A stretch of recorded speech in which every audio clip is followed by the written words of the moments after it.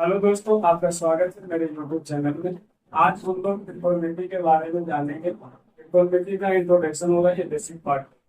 सबसे पहले हम बात कर लेते हैं कि ट्रिग्नोमेट्री होता क्या है। तो ट्रिग्नोमेट्री होता क्या है, उससे पहले हम लोग जानेंगे कि ट्रिग्नोमेट्री आपका जो एग्जाम है उस एग्जाम में कितना इम्पोर्टेंट है, कितना नंबर लेके आता है। ठीक है, तो हम बात करते हैं ट्रिग्नोमेट्री का। आपको तो पता ही होगा कि 100 नंबर का आपका ऑब्जेक्टिव क्वेश्चन आता है। इस 100 नंबर में इस चैप्टर का अगर बात करोगे तो कम से कम यहाँ पे 20 ऑब्जेक्टिव रहता है, कम से कम 20 ऑब्जेक्टिव रहता है। ठीक है, तो 20 ऑब्जेक्टिव यहाँ हो गया। और बात करोगे 20 ऑब्जेक्टिव के बाद, तो 20 नंबर यहाँ पे हो गया। 20 नंबर के बाद अगर बात करोगे और कहाँ होता है, तो आपका जो 50 नंबर का सब्जेक्टिव पूछता है जिसमें आपका दो नंबरीवा होता है। तो दो नंबरीवा में लगभग यहाँ पे 10 नंबर दो नंबरीवा से आ जाएगा, और दो नंबरीवा से 10 नंबर आएगा। उसके बाद जो आपका 5 नंबरीवा होता है ना, उससे भी आपका 10 नंबर आएगा। तो टोटल अगर बात करोगे तो ट्रिग्नोमेट्री जो है ना, बहुत ही इंपॉर्टेंट है। कितना इंपॉर्टेंट है, 40 नंबर का एक अगला चैप्टर आपको देगा। कहने का मतलब ये हुआ ना कि आपको सिर्फ और सिर्फ इस मैथ का ये जो चैप्टर है ना, पढ़ के आप पास कर जाओगे 10th क्लास में। इसलिए बहुत ही इंपॉर्टेंट टॉपिक है, बहुत ही इंपॉर्टेंट टॉपिक। समझ में आ गया होगा क्या कितना इंपॉर्टेंट है। ठीक है, तो आगे हम बात करेंगे।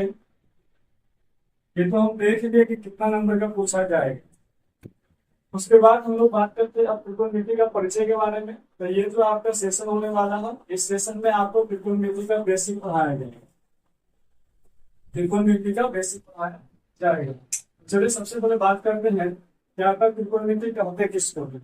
ठीक है, ट्रिग्नोमेट्री कहते किसको है, तो यहाँ पर लिखा हुआ ट्रिग्नोमेट्री के बारे में। ऐसे हल्के से इसको तोड़ोगे ना, तो ये अपना परिभाषा खोल देता है। ठीक है, जरा खोल के देखते हैं क्या आपका परिभाषा देता है। त्रिकोणमिति, तोड़िए। त्रि मतलब होता है तीन। ठीक है, और कोण का मतलब होता है कोण ही होता है। कोण समझते होंगे आप लोग, कोना कोनी कौन कोना, है ना। तो ये आपका ये जो कोण है ना, यही सब कोण का रहता है। तो त्रि मतलब तीन, और कोण मतलब कोण ही होता है। और मिति का मतलब होता है माप। मिति का मतलब होता है माप। तो तीन कोणों को आप जब मापिएगा ना, या तीन भुजा को जब मापिएगा, तीन कोण तीन भुजा, ये सब मापना ही आपका ट्रिग्नोमेट्री कहलाता है। ये तो इसके नाम से परिभाषा निकल गया, बट इसका परिभाषा कुछ और अलग है। ठीक है, क्या है देखते हैं। इसका परिभाषा यहाँ पे लिखा हुआ है कि त्रिकोणमिति जो है ना, त्रिकोणमिति गणित की वह शाखा, शाखा मतलब होता है ब्रांच। ठीक है, एक पाठ है, गणित का एक पाठ है त्रिकोणमिति, जहाँ पे जिसमें समकोण त्रिभुज की भुजाओं, समकोण त्रिभुज की भुजाओं। तो चलिए बात करते हैं सबसे पहले समकोण त्रिभुज क्या होता है। जैसे कि आपको पता होगा, अगर नहीं पता है तो बता देते हैं। समकोण त्रिभुज जो होता है ना, वो सॉरी, त्रिभुज जो है, त्रिभुज, त्रिभुज आपको कोण के आधार पे या भुजा के, त्रिभुज को बांटा गया पहले कोण के आधार पे, फिर बांटा गया भुजा के आधार पे। तो अभी हम लोग जो देखेंगे ना, सबसे पहले देख लेते हैं भुजा के आधार पे। भुजा के आधार पे त्रिभुज को बांटा गया है तीन प्रकार में। भुजा के आधार में, भुजा को आधार मानते हो त्रिभुज को बांटा गया तीन प्रकार में।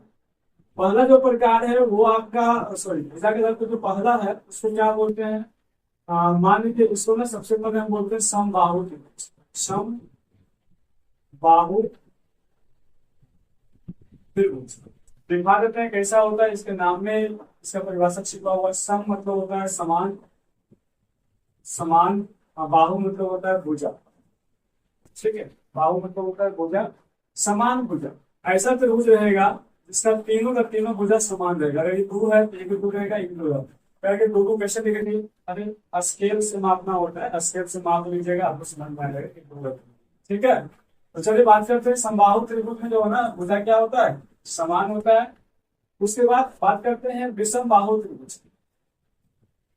विषम बाहु, विषम बाहु त्रिभुज, विषम बाहु त्रिभुज कहता है ना, इसमें कोई भी भुजा आपस में बराबर नहीं होगा। विषम बाहु, कोई भी भुजा ना आपस में बराबर नहीं होगा। मान लो 3 है, फिर 4 है, फिर 7 है, कोई भी भुजा आपस में बराबर नहीं होता है, उसे विषम बाहु कहते हैं।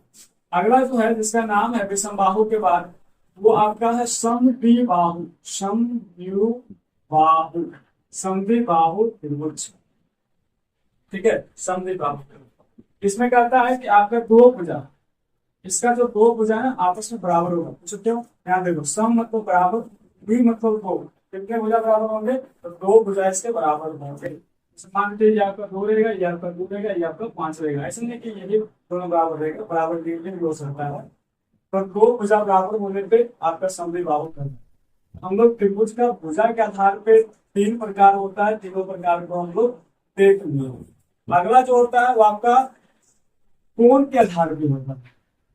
ठीक है, त्रिभुज का जो प्रकार है वो कोण के आधार पे, और कोण के आधार पे हमारे हिसाब से दो ही होता है साइड। दो, एक होता है आपका समकोण त्रिभुज, एक होता है आपका समकोण त्रिभुज। दोनों यहाँ भी पूरा, एक होता है आपका समकोण त्रिभुज कोण के आधार पे, एक समकोण त्रिभुज, समकोण त्रिभुज लिखते हैं, समय बचेगा। समकोण त्रिभुज। दूसरा आपका होता है न्यून कोण त्रिभुज।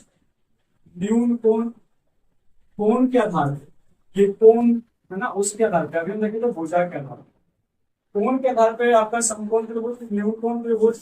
और चौथा तीसरा जो होता है वो आपका होता है अधिक कोण त्रिभुज। अधिक कोण, अधिक कोण। अगर बात करोगे फिगर का, तो फिगर में हम देख लेते हैं। फिगर में आपका ये इस तरह से अगर पड़ा हुआ रहेगा जिसमें आपका एक यल बन रहा होगा, एक यल बन रहा होगा। यल बनने का मतलब होता है कि आपका यहाँ पे 90 डिग्री का बनना, जहां जहां यल बनेगा वहां 90 डिग्री बनेगा। ठीक है, ये आपका समकोण त्रिभुज हो जाएगा। क्यों? क्योंकि 3 कोणों में से एक कोण 90 डिग्री का होता है, इस कारण से ये समकोण त्रिभुज है। ठीक है, समकोण त्रिभुज के बाद अगर हम बात करते हैं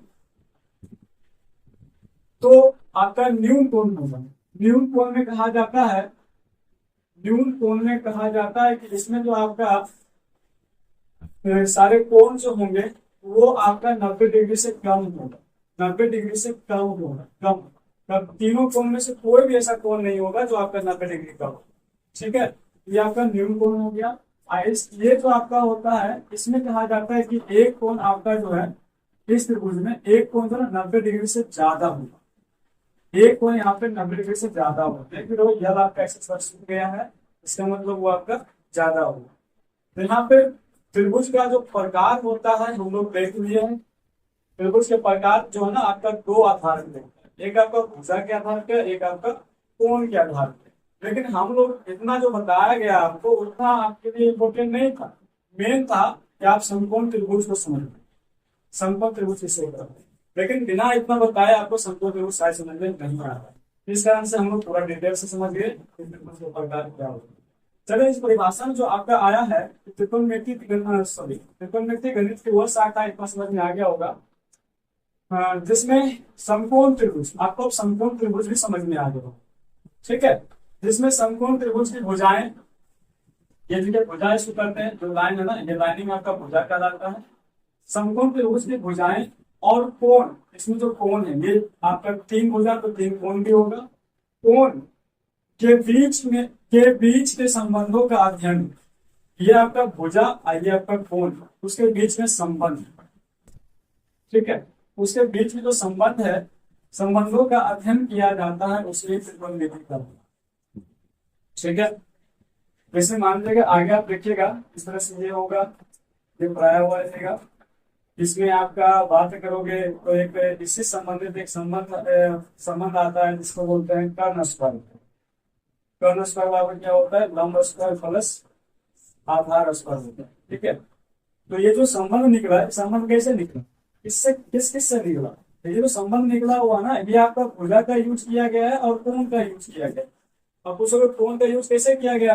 कोण का यूज इसलिए किया गया है कि ये 90 डिग्री कोण जो सामने होता है ना, इसे टर्न कर, इसे ही टर्न कर। इस कारण से यहाँ पे जो बात करोगे तो इस भुजा का यूज करके और कोण का यूज करके जो संबंध पढ़ा जाता है या संबंध जो बनाया जाता है, संबंध अध्ययन किया जाता है, भुजा और कोण, भुजा और कोण से जो संबंध इस तरह से बन रहे होते हैं ना, इसी संबंध को पढ़ना ही क्या कहलाएगा, त्रिकोणमिति। चलिए सादा को समझ में आ गया त्रिकोणमिति किसे कहते हैं। ठीक है, बात करते हैं आगे त्रिकोणमिति के बाद, त्रिकोणमिति की परिभाषा के बाद हम लोग को आगे क्या पढ़ना है, आगे पढ़ना है ये तो समकोण त्रिभुज है जिसका चर्चा त्रिकोणमिति की परिभाषा में ही हो गया है, और पूरा के पूरा त्रिकोणमिति में ही समकोण त्रिभुज का चर्चा होते रहेगा। जितना त्रिभुज पढ़े हो आपका समकोण त्रिभुज, न्यून कोण त्रिभुज, अधिक कोण त्रिभुज वो नहीं आएगा। आधार के हिसाब से पढ़े थे, भुजा के आधार के हिसाब से पढ़े थे, तो उसमें आप पढ़े थे आपका समबाहु त्रिभुज, विषमबाहु त्रिभुज, उसके बाद समद्विबाहु त्रिभुज, ये कोई भी नहीं आएगा। बस आएगा छो में से तो एक को आएगा, पूरा का पूरा त्रिकोणमिति में एक को ही ऐड रहेगा, उसका नाम है आपका समकोण त्रिभुज। ठीक है, तो समकोण त्रिभुज का जो आपका क्या है ना, यहाँ पे अगला जो हम लोग हेडिंग देख रहे हैं वो है कि समकोण त्रिभुज का लंब और आधार अलग होता है। समकोण त्रिभुज का लंब और आधार अलग अलग हो जाता है। ठीक है, कैसे होता है ध्यान दीजिए। जैसे मान लीजिए ना, वो आपका एक समकोण त्रिभुज यहाँ पे है, यहाँ पर समकोण त्रिभुज है, तो कैसे, क्योंकि यहाँ पे यल बन रहा है, जहां जहां यल बनेगा वहां 90 डिग्री होगा, 90 डिग्री मतलब समकोण त्रिभुज। ठीक है, अब यहाँ क्या है कि आपका जो लंब और आधार है, लंब और आधार चेंज हो जाता है, अलग अलग हो जाता है। ठीक है, कैसे भाई, अगर आप समकोण त्रिभुज की बात करोगे तो समकोण त्रिभुज में जो 90 डिग्री है ना, ये तो फिक्स है, 90 डिग्री आपका यल है, और 90 डिग्री के जो सामने है ये भी फिक्स है कि इसके सामने ना हर हमेशा कर्व ही होगा। 90 डिग्री के जो सामने भुजा है, 90 डिग्री जो सामने भुजा है ना, वो भुजा हर हमेशा कर्व होता है, ये तो फिक्स है 100%। 90 डिग्री के सामने जो भुजा है वो कर्व होता है। आगे बात करते हैं, कभी कभी क्या होता है कि इस त्रिभुज में एक थीटा आता है, जिसको हम लोग कोण भी बोलते हैं, कोण बोलो या थीटा बोलो बात सेम, कोण बोलो या थीटा बोलो बात सेम। तो अब ना इस त्रिभुज में इस थीटा के हिसाब से आपका लंब और आधार, आपका जो लंब और आधार है ना वो चेंज हो जाता है। अगर थीटा यहाँ पर रहेगा तो लंब कुछ और हो जाएगा, थीटा अगर यहाँ ना रहेगा कहीं और रहेगा तो लंब कुछ और हो जाएगा। ठीक है, यही थीटा आपको इस फिगर में घूमते रहता है, चक्कर मारते रहता है, चक्कर जैसे मारता है वैसे इसका घन चक्कर हो जाता है लंब और आधार। ठीक है, तो चलिए अगर थीटा इस त्रिभुज, इस समकोण त्रिभुज थीटा यहाँ पर, तो थीटा के सामने जो होगा वो आपका लंब होगा। थीटा के सामने आपका लंब हर हमेशा, थीटा जहां भी रहे उसके सामने जो भुजा पकड़ाएगा, उसके सामने जो भुजा पकड़ाएगा वो आपका लंब होता है। ठीक है, और अगला जो आपका बच रहा है लंब कर्ण, एक आपका आधार बच रहा है। ठीक है, तो थीटा के जस्ट नीचे जो भुजा है या जो भुजा बच गया, 3 भुजा में से 2 भुजा का नाम आ गया ना, एक भुजा बच गया, एक भुजा ही आपका क्या हो जाएगा, आधार, ये आधार है। ठीक है, तो इस फिगर में आपको सब इसका नाम देते हैं A B C, A B C, इस भुजा का नाम ए बी, इस भुजा का नाम बी सी, इस भुजा का नाम ए सी। ठीक है, अगर बात करोगे इसमें कर्ण कौन सी भुजा है भाई जी, तो कर्ण आपका है जिसका नाम है ए सी। आपका लंब कौन सी भुजा है, तो लंब आपका है ए बी, देखो ना ए बी। उसके बाद आपका आधार कौन सी भुजा है, तो आधार है आपका बी सी। ओके, फिर से हम यही त्रिभुज देखते हैं, अब देखते हैं कि क्या ये अलग अलग होता है कि नहीं होता, अलग अलग होता है कि नहीं होता। ठीक है, तो चलिए बात करते हैं एक त्रिभुज फिर से ले लिए, त्रिभुज समकोण त्रिभुज हर हमेशा लेंगे, क्योंकि आपको कह दिया गया है कि पूरा का पूरा ये जो चैप्टर है उसमें हर हमेशा समकोण त्रिभुज भी लिया जाए। ठीक है, चलिए लेते हैं, इसका नाम देते हैं एबीसी। इस त्रिभुज समकोण त्रिभुज का नाम एबीसी है, त्रिभुज एबीसी।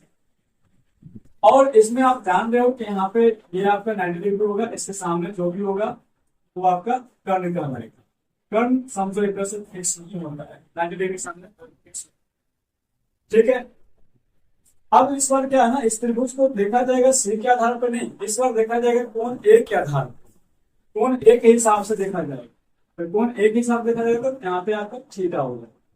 ठीक है, अगर ये आपका थीटा हो गया तो अभी बताया गया था कि लंब किसे कहते हैं, थीटा के जस्ट सामने जो भुजा पकड़ाएगा वो लंब कहलाएगा। थीटा के सामने जो भुजा पकड़ाएगा वही लंब कहलाएगा। तो ये ना इस बार लंब आपका बीसी कहलाएगा। देखिए यहाँ पे लंब आपका ए बी कहला रहा था, लेकिन यहाँ पे लंब आपका बीसी कहला रहा है। क्यों? क्योंकि थीटा धोखा है। थीटा थीटा पहले यहाँ पर था, अब थीटा यहाँ पर चलो। यहाँ पर जाने से क्या हो, इसके सामने जो भुजा पकड़ाएगी, जो लाइन पकड़ाएगी वही लाइन लंब कहलाएगी। ठीक है, तो ये आपका लंब कहला गया। बाकी जो शेष भुजा बच जाता है वो तो आपका आधार होगा। Okay done. तो चलिए इस त्रिभुज में अगर हम बात करेंगे तो हम समकोण त्रिभुज ना बोलेंगे, क्योंकि अब समकोण त्रिभुज बोलो या बार बार त्रिभुज बोलो बात सेम ही है। तो इस त्रिभुज में अगर बात करेंगे हम, तो इसमें आपका कर्ण फिर से आपका ऐसे ही होगा, कर्ण में नो चेंजिंग। लेकिन आपका जो लंब है ना वो लंब आपका लंब पर बीसी होगा। यहाँ पे लंब आपका ए बी है लेकिन वहां लंब बीसी होगा। कारण क्या है? क्योंकि इस फिगर और इस फिगर में कुछ तो चेंजिंग है भी नहीं, इस कारण से ये ऐसे होगा। ठीक है, बात करते हैं लंब के बाद आधार का। तो आधार आपका इस बार ए बी हो जाएगा यहाँ पे। ठीक है, बस यही बात है। जो हम लोग का हेडिंग है, सेकेंड हेडिंग जिसको कहते हैं कि समकोण त्रिभुज के समकोण त्रिभुज का लंब और आधार अलग अलग हो जाता है। तो शायद आपको समझ में आ गया होगा कि अलग अलग कब होता है। अलग अलग कब होता है? थीटा के आधार पर। थीटा अगर इस तरह से है तो आपका इस तरह से होगा, थीटा इस तरह से है तो इस तरह से। शायद ये बात आप लोगों को पच गया होगा, हजम हो गया होगा। और ये बात ना आप लोग बहुत टेंशन देता है, जब आप आगे हिसाब बनाओगे उस हिसाब में आपको बहुत ज्यादा टेंशन देते रहेगा कि आपका कभी लंब ये कैसे हो गया, आधार ये कैसे हो गया। तो शायद आपको समझ में आएगा कि लंब आधार ये कैसे कैसे चेंज होता है। ठीक है, चलिए बात करते हैं अगला जो हम लोग का टॉपिक है, उस टॉपिक का नाम है पाइथागोरस प्रमेय। पाइथागोरस प्रमेय। ठीक है, पाइथागोरस प्रमेय की अगर बात करोगे, पाइथागोरस परिमेय, पाइथागोरस परिमेय की बात करोगे तो ये क्या है? परिमेय क्या है पाइथागोरस? तो पाइथागोरस ना एक आदमी का नाम। जैसे आप यूक्लिड विभाजन पढ़े थे तो यूक्लिड विभाजन में यूक्लिड क्या था? एक व्यक्ति का नाम था। वैसे ही आपका यहाँ पे पाइथागोरस एक व्यक्ति का नाम। अब परिमेय का मतलब कुछ नहीं होता है, परकटोप नहीं है। परिमेय का मतलब होता है सूत्र। ठीक है, ये जो आदमी है ना एक सूत्र दिया। ठीक है, क्या सूत्र दिया? तो ये आदमी ना सूत्र दिया बड़ा सोच समझ के। पहले क्या किया ना, एक सोचा होगा, बहुत दिमाग लगाया होगा, बहुत दिमाग खर्चा करने के बाद ना सोचा कि जो समकोण त्रिभुज होता है, जो समकोण त्रिभुज होता है, और इस समकोण त्रिभुज में आपका जो कर्ण होता है ये थीटा के समय लंब हो जाएगा। ये लंब होता है, ये आपका आधार होता है। इस तीनों के बीच में बहुत दिमाग लगाने के बाद एक आदमी एक सूत्र, पाइथागोरस एक आदमी है, उसने एक सूत्र, क्या सूत्र दिया? वो कहा कि ये जो कर्ण है ना, इस त्रिभुज में अगर बात करोगे तो इस समकोण त्रिभुज में सबसे जो लंबी भुजा होती है ना वो कर्ण ही होती है। ऐसे भी देख लो, अगर सिंपल बात लोगों के पास देखने से भी लग रहा है कि कर्ण सबसे बड़ा होता है। ठीक है, कर्ण सबसे बड़ा होता है। क्या सोचा और क्या सूत्र दिया? इस सूत्र दिया कि कर्ण का ना स्क्वायर कर दिया, कर्ण का स्क्वायर कर दिया। इस मान लो यहाँ पे कोई 5 कोई संख्या है, इसका स्क्वायर कर दिया। 5 मतलब क्या है? 5 भुजा की लंबाई है। ठीक है, कर्ण का स्क्वायर कर दो और उसके बाद बोला ना कर्ण का स्क्वायर करने के बाद ये लंब का स्क्वायर कर दो। बराबर बात देंगे हम, लंब का स्क्वायर कर दो प्लस आधार का स्क्वायर कर दो। जब तीनों को स्क्वायर कर दिया गया और तीनों को स्क्वायर करने के बाद भी बोला ना कि कर्ण का जो स्क्वायर है, अगर इसको स्क्वायर करोगे तो ये लंब का स्क्वायर जो भी रहे और आधार का स्क्वायर जो भी रहे, दोनों को जोड़ोगे तो ये बराबर हो जाए, कर्ण स्क्वायर बराबर हो जाए। किसके? इसका लंब स्क्वायर और इसका आधार स्क्वायर। ये भी स्क्वायर तीनों का तीनों स्क्वायर में रहेगा, लेकिन इसका जो स्क्वायरवा है ना, इसका स्क्वायरवा, ये दोनों के स्क्वायरवा को जोड़ोगे तो बराबर हो जाएगा।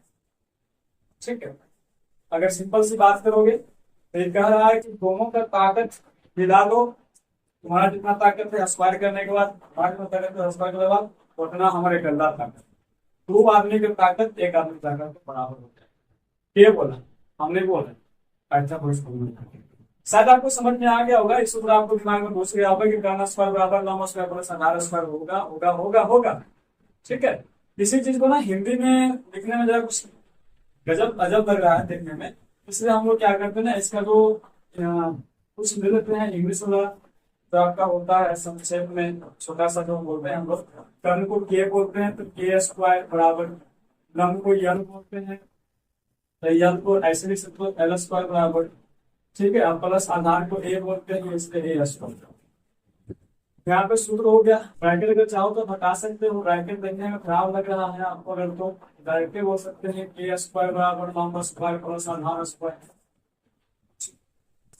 ये आपका सूत्र दिया गया, किसके द्वारा? पाइथागोरस के द्वारा दिया गया। दो आदमी की ताकत को जोड़ दो बेटे, एक अगला हम अपने ताकत में बराबर हो जाएंगे, उसके ताकत में बराबर हो जाएंगे। ठीक है, तो चलिए बात करते हैं यहाँ पे जो सूत्र आया है, तो इस सूत्र का यूज कहाँ है? इस सूत्र का यूज कहाँ है? तो कहता है इस सूत्र का यूज आपका बहुत जगह है। जैसे यहाँ पे दो हिसाब दिया हुआ है, दो हिसाब यहाँ पर अगर दिया हुआ है, दोनों हिसाब में देखिए क्या क्या यहाँ पे चर्चा हो रहा है। जैसे मान लीजिए कि हम यहाँ पर एक समकोण रूप लेते हैं,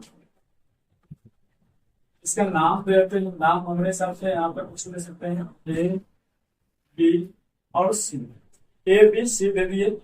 उसके बाद ये तो 90 डिग्री होगा, जहां जहां यह होगा वो आपका 90 डिग्री होगा, 100% होगा। उसके बाद अगर बात करोगे 90 डिग्री हो गया, यहाँ पर देखो थीटा, थीटा अगर यहाँ थीटा हो गया तो ये आपका लंब हो जाएगा, ये आपका आधार हो जाएगा और ये आपका कर्ण बन जाएगा। इसमें कोई शक नहीं होना चाहिए आप लोग को, इतना बता रहे हैं तो ठीक है। अब ये जो चित्र दिया गया है, उस चित्र के हिसाब से यहाँ पे क्वेश्चन है, कुछ क्वेश्चन है यहाँ पर भी। क्या क्वेश्चन है? क्वेश्चन है यहाँ पे पी का मान, पी बोले तो अच्छा, यहाँ जो पी है ना, इसको एक चीज और जान लो, यहाँ पर जो पी लिखा हुआ है, बी लिखा हुआ है और एच लिखा हुआ है ये कुछ नहीं, ये इंग्लिश में सारे नाम है। हम लोग हिंदी में देखिए यहाँ पे इस बात को रखी, अगर पी पी और एच आगे तो इंग्लिश में ना पी को परपेंडिकुलर करते हैं, हम लोग पी को लंब बोलते हैं, हिंदी में लंब बोलते हैं, पी बोलो या यल बोलो बात से। यहाँ पे बी को ना बेस बोलते हैं इंग्लिश में, इसमें बी लिखा जाता है, लेकिन हम हिंदी में आधार बोलते हैं, आधार में इसीलिए ए ले लेते हैं। और साथ में यच को हाइपोटेनस बोलते हैं इंग्लिश में, लेकिन हम लोग कर्ण के हिसाब से के ले लेते हैं। तो तीनों बात सेम है, वापस में इसलिए आप लोग टेंशन मत लेना। ऐसा अगर कर दो तो हम क्वेश्चन ही चेंज कर देते हैं, यहाँ पे जहां जहां आपका पी लिखा हुआ है वहां पे यल कर देते हैं, उसके बाद यहाँ पे ए कर देते हैं, यहाँ पर के कर देते हैं। हम लोग हिंदी मीडियम वाला बच्चा है तो हिंदी मीडियम ही देखेंगे। ठीक है, इसमें दो क्वेश्चन दिया हुआ है, क्या क्या दिया हुआ देख लेना। सबसे पहले इसमें दिया हुआ यल का मान, यल का मान 24 है, ए का मान 7 है। उसके बाद आपसे के का मान पूछना है, सिंपल सी बात, के का मान आपसे पूछना है। ठीक है, कहने का मतलब अभी जो आप संबंध पढ़े थे, अभी जो सूत्र पढ़े थे पाइथागोरस प्रमेय वाला, उसमें क्या है कि 3 चीज का चर्चा हुआ है, के का, यल का और ए का। उसमें से 2 चीज आपको दे देगा, 1 चीज गाइड कर देगा। क्वेश्चन में 2 चीज दे देगा, 2 मान दे देंगे और 1 मान को गाइड कर देंगे, और वही 1 मान को आपको निकालने के लिए कहा जाएगा। ठीक है, तो इस मान को निकालने के लिए अगर आप देख रहे हो, ठीक है, अगर चाहो तो आप इसको नीचे लिख लो, अच्छा रहेगा। देख यल का मान यहाँ पे 24 है, ए का मान 7 है और के का मान निकालना है। ज्यादा खट्टी ये फिगर ना हो इसलिए नीचे इसको लिख दिया गया है। के का मान निकालना है तो कुछ नहीं है, यहाँ पर सबसे पहले हम लोग क्या करेंगे, वो जो पाइथागोरस का जो पाइथागोरस का जो परिमेय है ना, उस परिमेय को यहाँ पर लिखेंगे, के स्क्वायर बराबर एल स्क्वायर प्लस ए स्क्वायर, कर्ण स्क्वायर बराबर लंब स्क्वायर प्लस आधार स्क्वायर। इसी सूत्र का यूज करके यहाँ पे 2 मान जो दिया हुआ, 2 मान का भी यूज करके तीसरा मान हम निकाल देंगे। ऐसे भी जानते हो यार कि 3 चीज से सूत्र बना होगा, उसमें 2 चीज दो मान आपको दे दे, 2 चीज दे दे आपको, तो क्या आपका तीसरा चीज नहीं निकलेगा? एकदम निकलेगा, 100%। ठीक है, चलिए जो जो मान दिया हुआ है इस मान को यहाँ पर रख देते हैं। यहाँ पे एल का मान दिया हुआ है आपका 24, तो 24 का स्क्वायर, यहाँ एल का मान दिया हुआ, एल स्क्वायर का मान है सिर्फ 24 करके निकल जाएगी, नहीं एल का मान है तो 24 का स्क्वायर है, स्क्वायर लगाना है आपको। ठीक है, यहाँ पे के स्क्वायर लिख दो तो भी आपको के का मान निकालना है। ओके, प्लस ए का मान, ए का मान यहाँ पे आपका 7 है, 7 का स्क्वायर। ठीक है, आगे बात करोगे, चलो इसको देखते हो ना, हमको एक चीज याद आ रहा है कि आप लोग को ना एक चीज मालूम होना चाहिए इस चैप्टर को पढ़ने से पहले। क्या आप लोग को मालूम होना चाहिए, जब ये चीज आपको मालूम होगा तो मालूम होने से क्या होगा ना कि आपका ये चैप्टर बहुत जल्द जल्द से बनना शुरू होगा, अन्यथा आपको कुछ दिक्कत हो सकती है। क्या आपको वर्ग मालूम होना चाहिए। ठीक है, वर्ग कहाँ से कहाँ तक, 1 से लेकर 20 तक, 1 से लेकर 30 तक को कम से कम आप वर्ग याद ही करो। वर्ग किसे करते हैं मालूम ही होगा, 2 का स्क्वायर 4 होता है, 3 का स्क्वायर 9 होता है, इस तरह से 30 तक का स्क्वायर आपको मालूम होना चाहिए। ठीक है, मालूम है तो ठीक है, अन्यथा आपको बिना मालूम भी चल सकता है, लेकिन मालूम होने पर क्या होगा, जल्दी जल्दी हिसाब बनूंगा। जैसे मान लो कि 24 का स्क्वायर हमको मालूम नहीं है, तो क्या करेंगे हम लोग, 24 को 2 वर्ग बना देंगे, ये तो आपका वर्ग, 24 का 2 वर्ग बना देंगे, 2 वर्ग बना कर देंगे तो हमारे हिसाब से 416, 16 के 6 हाथ में 1, 4 9 8 9, 2496, 2448, इसको जोड़ लेंगे 6, उसके बाद 9 और 17, 576 होगा लगता है, 576 नहीं हो, तो 24 का स्क्वायर 576 हो गया। अगर यहाँ पे नहीं हट रहा है, सही हाँ हट जाएगा, 576 और प्लस 7 का हो जाएगा 49, के स्क्वायर आपका चलता रहेगा। उसके बाद यहाँ पे अगर जोड़ोगे तो के स्क्वायर बराबर ये ना छुट्टे हमारे हिसाब से 625 आ जाएगा। ठीक है, जोड़ लीजिएगा 625 आ जाएगा, 625 आ जाएगा। अब के का मान निकालना है, क्योंकि हमको के स्क्वायर नहीं के का मान निकालना है, के का मान निकालना है तो के जो स्क्वायर है ना उसको इधर पे जोड़ो तो ये रूट पे चल जाएगा, तो आपको 625 का वर्गमूल मालूम होना चाहिए। 625 का जो वर्गमूल होगा है ना वो आपका 25 होगा। ठीक है, 25 होगा। बस ये क्वेश्चन बनकर तैयार हो गया।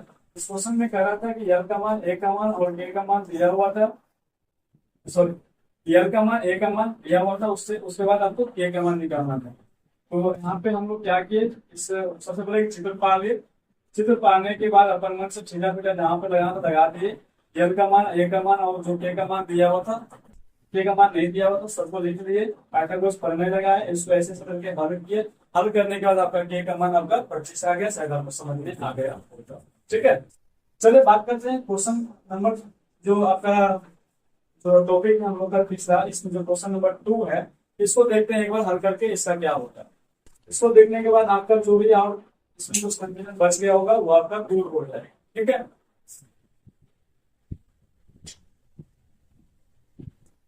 चलिए बात करते हैं इस बार जो क्वेश्चन है आपका, इसके लिए सबसे पहले हम क्या करेंगे, अपना एक चित्र अपने मन से पार लेंगे। चित्र पारोगे तो देखने में भी अच्छा लगता है और बनाने में भी आपको अच्छा आसान होता है। इसलिए चित्र से डरना नहीं है, बिना चित्र के बना सकते हो, कोई दिक्कत नहीं है, बट चित्र पार दोगे तो अच्छा रहेगा। चलो अपने हिसाब से हम लोग थीटा भी ले लेते हैं यहाँ पर, तो ये आपका हो जाएगा लंब, ये हो जाएगा आपका कर्ण, ये आपका हो जाएगा आधार। इस क्वेश्चन में क्या क्या दिया हुआ भगवान दया से, भगवान दया से आपका दिया हुआ यल का मान और ए का मान आपसे इस बार पूछ रहा है। ठीक है, ए का मान पूछ रहा है और ए का मान आपका दिया हुआ 10। इससे पहले वाला क्वेश्चन में यहाँ पर के का मान पूछ रहा है, लेकिन इस बार ए का मान दे दिया है, यल का मान दे दिया, ए का मान पूछ रहा है। ठीक है, तो जरा सुन लो इसके बारे में। इसके बारे में यहाँ पे बात अगर करोगे तो सबसे पहले क्या करेंगे, लिख देंगे पाइथागोरस परिमेय से। उसके बाद इसका सूत्र होता है के स्क्वायर बराबर एल स्क्वायर प्लस ए स्क्वायर। ठीक है, सूत्र होता लिख दिया गया। अब कभी कभी कुछ लोग क्या करते हैं कि ए का मान निकालने के लिए ए का सूत्र लगाते हैं। ठीक है, चलो उसका भी चर्चा कर लेते हैं हल्का फुल्का, लेकिन हम लोग ना ए का मान निकालना रहे, चाहे यल का मान निकालना रहे, चाहे के का मान निकालना है, हमेशा यही सूत्र लगाएंगे। जरा चर्चा कर लेते हैं क्या इससे सूत्र निकल सकता है। जवाब है यस, निकल सकता है। एक बार देखो कैसे कैसे सूत्र निकल सकता है। के स्क्वायर बराबर एल स्क्वायर प्लस ए स्क्वायर। अगर हमको यल का मान निकालना हो, यल का मान निकालना तो यल का सूत्र बना सकते हैं, उससे यल का सूत्र बना सकते हैं। कैसे, ए को इधर भेजो, ए को इस तरफ भेजो। ठीक है, के स्क्वायर माइनस ए स्क्वायर बराबर एल स्क्वायर। देखने में अच्छा नहीं लग रहा है, एल स्क्वायर को इधर कर दो, एल स्क्वायर बराबर के स्क्वायर माइनस ए स्क्वायर। चलिए आपका यल का सूत्र बन गया। यल का नहीं बना, अभी यल स्क्वायर का बना। आपको तो निकालना होता है यल या ए निकालना होता है या के निकालना होता अगर बात करोगे सिर्फ यल के लिए, तो यल के लिए बात करोगे तो स्क्वायर बन जाएगा, तो रूट में हो जाएगा, तो रूट के स्क्वायर माइनस ए स्क्वायर, ये आपका यल का सूत्र बन के है, यल का सूत्र बन के। उस तरह से अगर आपको बाई चांस लगे कि ये सब नहीं लिख के डायरेक्ट यल का सूत्र लिख रहे तो लिख सकते हो, बना सकते हो, कोई दिक्कत नहीं है। लेकिन यहाँ पे एक ना आपको अलग से सूत्र याद करना पड़ेगा, याद रखना पड़ेगा। इस तरह से यल का सूत्र निकला है, उस तरह से ए का भी सूत्र निकल सकता है, सेम सूत्र से। ठीक है, यहाँ क्या हो जाएगा, अगर आपको ए निकालना हो तो यल को इधर दे दीजिए, के स्क्वायर माइनस ए स्क्वायर बराबर यल स्क्वायर, घुमा के लिखिए। हाँ ठीक है, नहीं ए निकालना था, इससे एल को लिखेंगे, यल को इधर भेजेंगे तो इधर प्लस में, इधर आए तो माइनस में। ओके, इधर आया तो माइनस में। फिर बात करते हैं, देखने में अच्छा नहीं लग रहा है तो इधर पूरा का पूरा चेंज कर लो, पूरा चेंज करने पे कहीं भी किसी का साइन चेंज नहीं होता। बात करते हैं ए का निकालना है आपको, तो ए का क्या होगा, ए बराबर हो जाएगा अंडर रूट ए स्क्वायर माइनस एल स्क्वायर। ए का भी सूत्र निकल गया, डायरेक्ट यहाँ पे हम ए का सूत्र भी लगा के बना सकते हैं, आपको दिखा देंगे दोनों सूत्र से बना के। लेकिन हम आपको हर हमेशा कहेंगे 56 तरह के सूत्र याद नहीं रखिएगा, यही सूत्र से सारा का सारा आपको निकल जाएगा। ये निकालना है तभी निकलेगा, ए निकालना है तभी निकलेगा, के निकालना है तभी निकलेगा। चलो हम दोनों सूत्र से निकाल कर दिखाते हैं ए का मान। ठीक है, तो चलिए बात करते हैं इस सूत्र में क्या करेंगे। जो आपको खोज रहा है ना, जो आपको खोज रहा है इस सूत्र में रखिए। क्या क्या खोज रहा है आपको, के खोज रहा है ना, तो के का मान कितना 10, तो 10 का स्क्वायर। यल खोज रहा है तो यल का मान कितना 8, 8 का स्क्वायर प्लस एक खोज रहा है, लेकिन तो आपके पास है नहीं, तो जैसे है वैसे ही छोड़ दो। आगे जब इसको हल कीजिएगा तो आपको स्क्वायर आपको याद करना बहुत जरूरी, याद कर लीजिएगा। 10 का स्क्वायर हो जाएगा आपका 100, 8 का स्क्वायर 64, आपका प्लस ए स्क्वायर। ये समीकरण है, आप लोग को हल करना आना चाहिए। फिर आप इधर 64 को करोगे तो 100 माइनस 64 बराबर ए स्क्वायर। दिमाग इतना तेज हो जाएगा मैथमेटिक्स, 16 से 2 हो जाएगा, आपको मैथमेटिक्स समझ में आ जाएगा कितना होगा। हमारे हिसाब से यहाँ पे 36 ए स्क्वायर। देखने में खराब लग रहा है ना, तो ए स्क्वायर बराबर 36। ठीक है, उसके बाद क्या हो जाएगा, ए का मान अंडर रूट 36 हो जाएगा। अंडर रूट 36 होने पे क्या हो जाएगा, 6 हो जाएगा, क्योंकि वर्गमूल 36 का 6 होगा। ठीक है, तो चलिए यहाँ पे हम लोग जो क्वेश्चन दिया हुआ था कि ए का मान क्या होगा, ए का मान यहाँ पे लिख सकते हो कि ए का मान 6 होगा, यहाँ पे लिख सकते हो कि ए का मान 6 होगा। तीनों मान हम लोग निकाल दिए, तीनों भुजा का मान निकाल दिए। अब हम आप लोग कहते हैं कि इस सूत्र से निकालें, क्या इस सूत्र से भी निकाल सकते हैं, जवाब है यस, इस सूत्र से भी निकाल सकते हैं। इसके लिए देखो क्या करेंगे, डायरेक्ट इस सूत्र लिख देंगे, ए बराबर अंडर रूट के square minus l square. Direct a का मान निकलेगा यहाँ, डायरेक्ट ए का मान निकलेगा, यहाँ पे ए स्क्वायर नहीं, ए का मान निकलेगा। इसके लिए हम लोग क्या करेंगे, ए बराबर अंडर रूट के का मान कितना दिया हुआ है 10, और के का मान 10 भरिए, लेकिन 10 का स्क्वायर जाएगी उस सूत्र में स्क्वायर दिया। ठीक है, यल का मान कितना दिया हुआ था 8, 8 है तो 8 में 8 का स्क्वायर। Okay done. उसके बाद इसको हल कीजिएगा प्रेम से, एकदम बढ़िया से ले जाते हुए।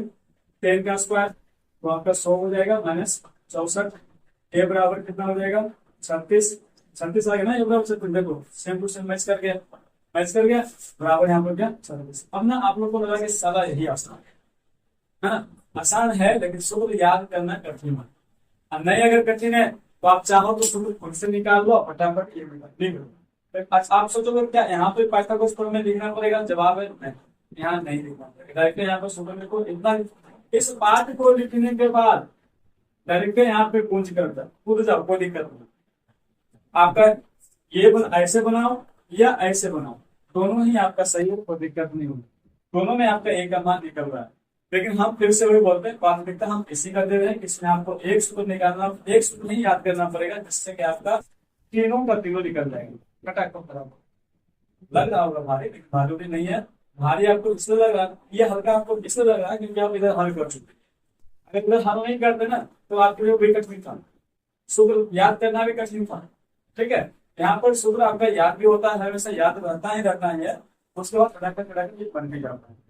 चलिए बात करते हैं कि आपको समझ में आ गया होगा पाइथागोरस प्रमेय से जो प्रमेय है उससे संबंधित जो इस तरह से क्वेश्चन आते हैं, जिसमें हम लोग अभी देख लिए कि कर्ण कैसे निकलता है, हम देख लिए कि आधार कैसे निकलता है, आगे जाके लंब भी हटा सकता है, लंब भी निकाल सकते हो, कोई दिक्कत नहीं होगा शायद। आप ठीक है,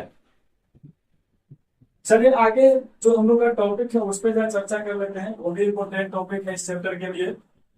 इस चैप्टर में जो जो बेसिक का डिमांड होगा सारे बेसिक आपको दिया जाएगा। उस बेसिक के बाद हम लोग एक्सरसाइज में घुसेंगे। एक्सरसाइज में घुसने के बाद हर एक क्वेश्चन को धराशायी करेंगे। ठीक है। अगला जो हेडिंग है हम लोग का आज का वो वर्ग वर्ग निकालना। कभी कभी क्या होगा ना, ये सारे रूट वाले जो आते हैं ना, इसका वर्ग निकालना बहुत ही दिक्कत आप लोग को होगा। ठीक है। चलिए इसको बारीकी से समझते हैं कैसे कैसे वर्ग निकलेगा। इसका वर्ग निकालने के लिए जो पहला क्वेश्चन दिया गया है आप लोग के लिए √2 का स्क्वायर दिया गया।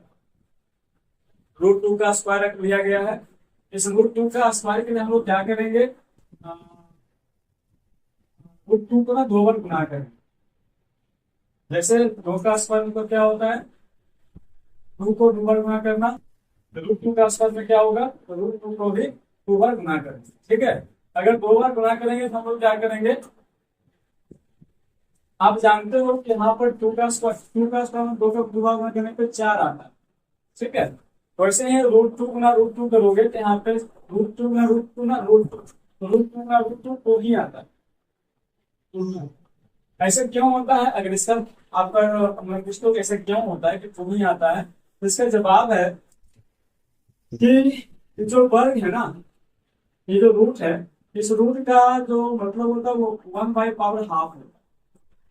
अगर रूट हटा के कुछ और लिखना चाहो बराबर को उस तरफ बिना किए हुए, उधर तो जाता है, उधर तो आपका स्क्वायर हो जाएगा, लेकिन इधर ही करना होगा। अगर ये ना लिखना चाहो तो ये लिख सकते हो।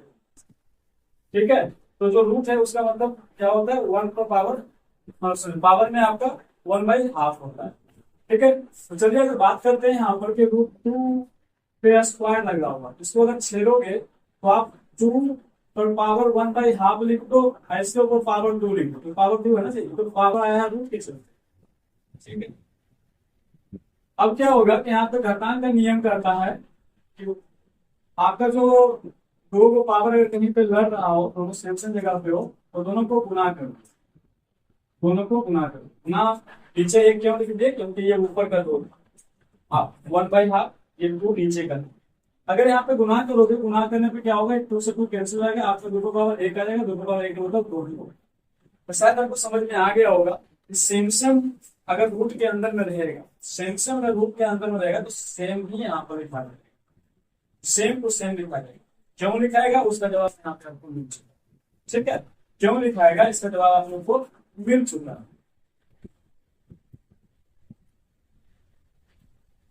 तो अगर आप लोग को ऐसा नहीं कि सिर्फ √2 में ही ऐसा होगा कि √2 गुना √2 रहेगा तब ये 2 होगा, नहीं, √3 गुना √3 में रहेगा तब 3 हो जाएगा, और √5 गुना √5 कुछ भी रहे सेम सेम रहेगा तो आपका क्या होगा, रूट हट के वो आपका सिंपल सा आ जाएगा। ठीक है। शायद आपको समझ में आ गया होगा कि अगर रूट सेम सेम संख्या के साथ अगर गुना होगा तो आपका वो संख्या ही उसका आंसर हो जाएगा। बात करते हैं अगला दिया गया है इसका वर्ग निकालना। ये वर्ग आपको समझ में आ गया होगा, ये वर्ग निकाल इसका वर्ग। तो चलिए इसका वर्ग निकालते हैं। 2√2 का स्क्वायर, 2√2 का स्क्वायर की बात करोगे तो बिल्कुल से यहाँ पे कुछ नहीं है, मोटे मोटे अगर बात करो तो यहाँ पे इसको पहले 2 बार लिख दो। तो संख्या लिखा हुआ ना, पूरा पूरा संख्या है, इस संख्या को 2 बार लिखो, 2√2 और गुना 2√2, क्योंकि पावर 2 था इसलिए 2 बार लिखा गया। ठीक है। अब क्या, अब अगर बात करोगे ना तो ये जो आपका संख्या लिखा हुआ है इसके बीच में नहीं कुछ तो गुना का साइन होता है, मतलब 2 संख्या है यहाँ पर, 2 संख्या मिले हुए गुना का साइन से आप छिद्रा दो, आप फैला दो, आप फैलाओगे तो 2 गुना √2 गुना, ये आपको फैल गया, ये आपका गुना था, गुना लिखा गया, ये भी इसको भी मिला दो तो 2 गुना √2। अगर आप बात करोगे तो यहाँ पर क्या होगा कि √2 वालों को एक जगह चल जाओ, और बिना रूट वाला जो संख्या उसको एक जगह लेके चल जाओ, क्योंकि एक जगह लाने से कोई दिक्कत नहीं होगा। क्योंकि मान लो कि ये आपका 3 गुना 2 गुना 6, तो 6 को अगर आगे ले आओगे 3 को पीछे जाओगे तो क्या उससे दिक्कत पड़ेगा। गुना का गुणनफल जो आएगा वही आएगा, गुना करने पे जो आता है ऊपर जो आएगा वही नीचे आएगा, इसलिए गुना में आगे पीछे करने से कोई दिक्कत नहीं होता। तो इसको ना जैसे आगे पीछे करेंगे अपना सुविधा अनुसार, √2 वाला को √2 के साथ रख लेंगे और जो बिना रूट वाला है उसको एक साथ रख। ठीक है। हाँ जी, ठीक है। आगे जब इसको हल कीजिएगा तो अभी तुरंत बताया गया था कि सेम सेम रूट जब दो बार गुना होता है तो रूट हट के वही संख्या निकल गया। इसके बदले क्या आ गया, वन। उसके बाद टू गुना टू हो गया, जो आपका बचा हुआ था उसको ले लिया गया। आगे जब इसको हल कीजिएगा तो दो गुना चार, चार गुना आठ, फाइनली जो इसका आंसर आया वो आठ आ गया। कैसे आठ आया आपको समझ में आ गया हो, ठीक है।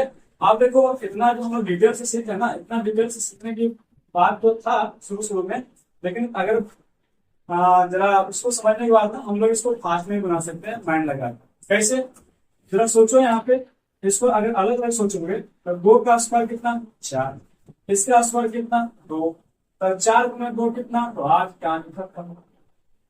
जितना भी हम लोग डिटेल से सीख रहे थे वो एकदम फटाफट हो गया। दो का स्क्वायर चार, उसके बाद रूट टू का स्क्वायर दो, चार और दो को गुना करो आठ, बस ये तो हो रहा था। उतना डिटेल्स आपको नहीं करना है जितना आपको समझाया गया, समझ में गए।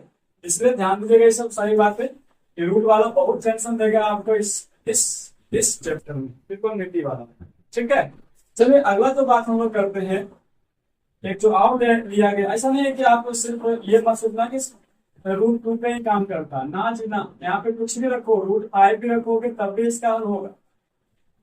Root five, root six, root seven, root 11 कुछ भी रखना रखो, सेम प्रोसेस होगा यहाँ, ठीक है। तो सेम प्रोसेस में क्या होगा आपका, आठ अच्छी अच्छी 64, और उसके बाद रूट फाइव का पांच हो जाएगा, 64 गुने पांच हो जाएगा। 64 में पांच नहीं आता तो कर लेना, पांच और बीस, बीस को शून्य, आठ में दो, 132, 32, 320। इसका जो फाइनली आंसर आएगा वर्ग घटाओगे तो 320 आ जाएगा। 320 कैसे आएगा समझ में आ गया हो शायद, ठीक है। तो ऐसा नहीं था कि रूट टू में ही काम करता है, सब में काम करेगा, रूल वही होता है। देखिए जैसा भी बताया गया था वैसा ही एक निकल के फिर से वही क्वेश्चन सेम निकल के आ गया। यहाँ पे आपका हो गया थ्री रूट फाइव का स्क्वायर चला हुआ है, तो इसको क्या करेंगे हम लोग फास्ट में अगर हल करेंगे तो तीन का स्क्वायर आपका हो जाएगा नाइन, और नाइन इसका हो जाएगा पांच, 9 बटे 45। फाइनली आंसर आपका ना इसका क्या हो गया 45। अगर डायरेक्ट लिखना चाहते हो तो 45 लिख सकते हो, कहीं कोई दिक्कत नहीं होगा, ठीक है। चलिए अगला जो टॉपिक है हम लोग का, शायद ये वाला भी आपको समझ में आ गया कि रूट वाला जो वर्ग है ना उस तरह से निकाला जाता है। फिर से बता दें ये टॉपिक, ये चैप्टर बहुत ही इंपॉर्टेंट है। इस चैप्टर को अगर आप लोग ढंग से पढ़ लेते हो तो समझोगे 10th क्लास में आपका बेड़ा पार है, मैथ से गर्व खत्म है, क्योंकि ये 40 नंबर तक लेकर ले खुद देता है।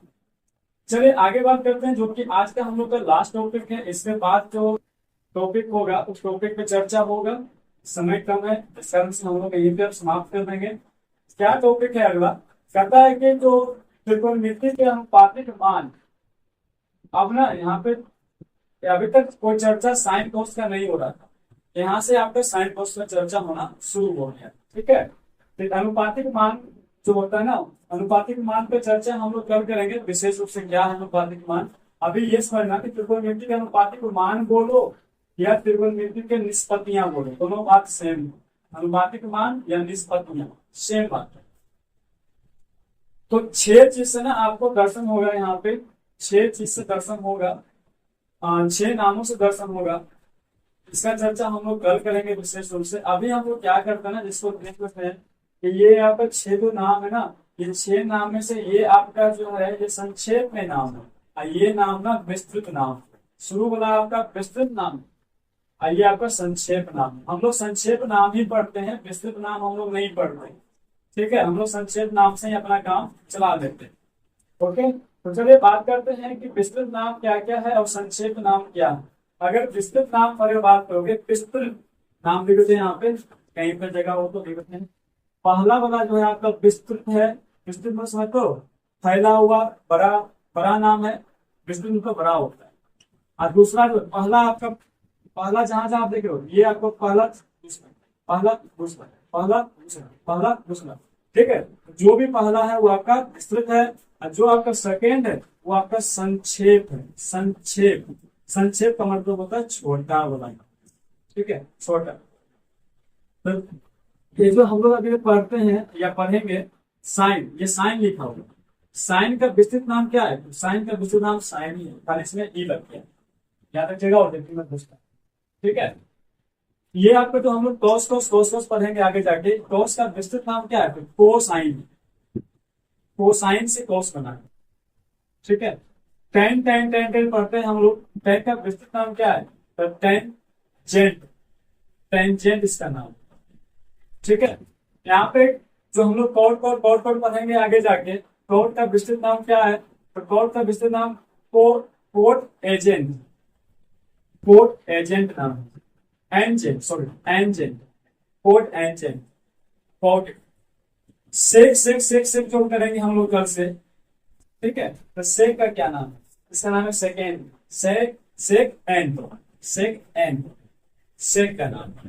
ठीक है, आगे जो आपका छठा है जिसको हम लोग कौशिक के नाम से जानेंगे, कौशिक, कौशिक के नाम से जानेंगे। उसका नाम विस्तृत में क्या है? उसका विस्तृत में जो नाम है वो आपका cross cosec and, cosec and इसका नाम है, कोसेक एंड नाम है, कोसेक। तो चलिए हम लोग बात कर रहे त्रिकोणमिति के अनुपातिक जो मान है इसका विस्तृत नाम क्या है और उसका शॉर्ट में नाम क्या है। आगे हम लोग बात करेंगे कल के लिए। कल के लिए जो हम लोग बात करेंगे वहां पे बात करेंगे साइन थीटा बराबर क्या होता है, थीटा होता है आपको समझ में आएगा कब से, लंब बटा कर्ण होता है, इस तरह की बातें कल चर्चा होगा। ठीक है, आगे हम लास्ट में ये बातें आपसे कर लेते हैं कि हम आज क्या क्या सीखे हैं इस सेशन में। इस सेशन में हम लोग सबसे पहले त्रिकोणमिति चैप्टर स्टार्ट किए हैं। उस त्रिकोणमिति चैप्टर के अंतर्गत हम लोग त्रिकोणमिति का परिभाषा पढ़े हैं। त्रिकोणमिति परिभाषा में आपको बताया गया था एक समकोण त्रिभुज होगा, उस त्रिभुज के लंब और उसका जो कोण है उसके बीच में एक संबंध है, उसी संबंध की चर्चा यहाँ पे होता रहेगा। परिभाषा बता दिया, आगे बता दिया कि समकोण त्रिभुज का जो लंब और आधार है अलग अलग हो सकता है सिचुएशन अनुसार, कैसे कैसे अलग होता है ये भी बता दिया गया आपको। पाइथागोरस प्रमेय का एक सूत्र होता है ये बताया गया, उस सूत्र से संबंधित ये आपका सारे क्वेश्चन है, इस तरह से कर सकते हैं। 2 क्वेश्चन यहाँ पर दिया गया ये भी समझ में आ गया, कुछ वर्ग यहाँ पर है ये भी समझ में आ गया, कैसे कैसे संपर्क को निकाल सकते हैं। आगे हम लोग त्रिकोणमिति के अनुपातिक मान है, 6 नाम है, 6 नाम है, 2 विस्तृत नाम है और शॉर्ट नाम है, ये भी आपको समझा दिया। तो ये सेशन आपको शायद समझ में आ गया होगा। लास्ट में वही बात, नो बकवास। अगर यह वीडियो में जो भी ये वीडियो में जो भी आपको बताया गया है अगर आपको अच्छा लगे तभी जाके इस चैनल को सब्सक्राइब करें, लाइक करें और दूसरों को शेयर करें। धन्यवाद, जय हिंद, जय भारत।